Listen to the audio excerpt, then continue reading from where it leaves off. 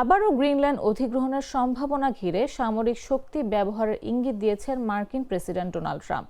White হাউসের এক বিবৃতিতে বলা হয়েছে, আর্কটিক অঞ্চলের প্রতিদ্বন্দ্বী শক্তির প্রভাব ঠেকাতে গ্রিনল্যান্ডকে যুক্তরাষ্ট্রের জাতীয় নিরাপত্তার গুরুত্বপূর্ণ অংশ হিসেবে দেখা হচ্ছে। সে কারণে প্রয়োজনের সামরিক বিকল্প বিবেচনায় রাখা হতে পারে। ট্রাম্পের দাবি, গ্রিনল্যান্ড অঞ্চলে রাশিয়া ও চীনের সামরিক উপস্থিতি বাড়ছে এবং দ্বীপটির নিরাপত্তা নিশ্চিত করার সক্ষমতা ডেনমার্কের নেই। এ অবস্থায় আর্কটিক অঞ্চলের স্থিতিশীলতা রক্ষায় যুক্তরাষ্ট্রের সক্রিয় ভূমিকা প্রয়োজন হতে পারে। তবে এই অবস্থান ন্যাটো জোটে অস্থিরতা তৈরি করতে পারে বলে যুক্তরাষ্ট্রকে সতর্ক করেছে ইউরোপীয় দেশগুলো। ডেনমার্ক সহ একাধিক ইউরোপীয় রাষ্ট্রের যৌথ ঘোষণায় বলা হয়েছে, গ্রিনল্যান্ডের ভবিষ্যৎ নির্ধারণ করবে সেখানকার জনগণ ও ডেনমার্ক।